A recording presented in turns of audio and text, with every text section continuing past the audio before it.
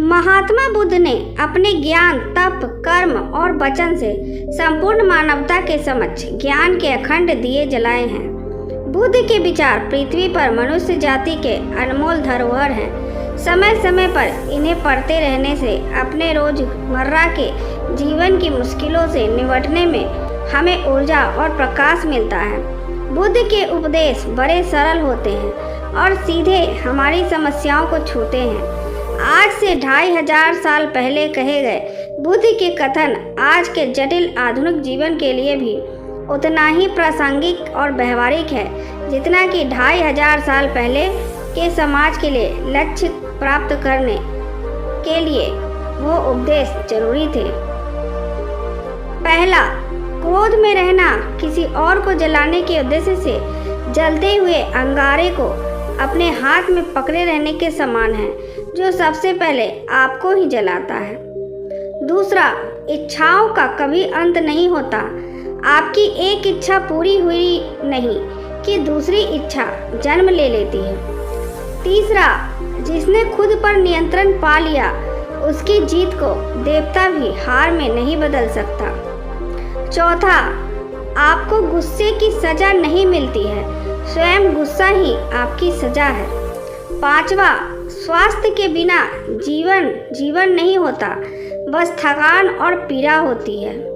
छठा, न अतीत की स्मृतियों में अटके रहे, न भविष्य की कल्पना में। मन को तो बस वर्तमान पर एकाग्र रखना चाहिए। सातवां, 1000 युद्ध जीतने से अच्छा है खुद को जीत लेना, तब यह जीत आपकी अपनी होती है जिसे कभी कोई आपसे छीन नहीं सकता। आठवां, किसी बात पर इसलिए विश्वास मत कर लेना कि उसे तुमने किताब में पढ़ी है, न इसलिए विश्वास करना कि ऐसा किसी ने या मैंने कहा है। केवल तब विश्वास करना जब यह तुम्हारे तर्क और सहज बुद्धि से प्रमाणित हो जाए। 9वां, वाणी की धार चाकू से भी तेज होती है, जो बिना खून बहाए घाव करती है। 10वां, इन 3 बातों की चर्चा सबसे करो। उदार हृदय, विनम्र वाणी और सेवा व करुणा से युक्त जीवन में वे तत्व हैं जिनसे मानवता पुनर्जीवित होती है। 11, ज्ञान की प्राप्ति खुद से प्रयास से ही संभव है, दूसरों पर निर्भरता व्यर्थ है। 12, प्रत्येक मनुष्य अपने सुख और दुख का स्वयं जिम्मेदार होता है।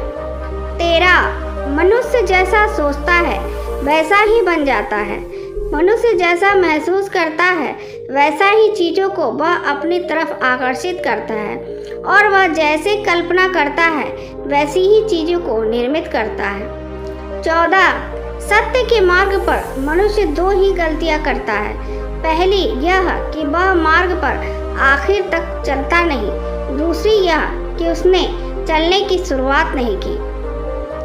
15, ध्यान से ज्ञान प्रकट होता है, ध्यान का भाव ही अज्ञान का कारण है। 16वां, शांति आपके अंदर है, बाहर उसकी तलाश व्यर्थ है। 17, जीवित होने का अर्थ निडर होना है। तुम्हारा क्या होगा यह डर मन में न रहे, न ही किसी पर अपनी निर्भरता की बात सोचो। जिस क्षण तुम मदद की पूर्व धारण से मुक्त हुए उसी क्षण सही अर्थों में आज़ाद हो गए। 18, आसक्ति या लिप्तता ही सारे दुखों का मूल है। 19, आप अनगिनत अच्छी बातें पढ़ ले, हजारों अच्छी बातें सुन ले और 1000 अच्छी बातें बोल ले, क्या फ़ायदा उनका जो आप उन्हें अमल में ना लाएं।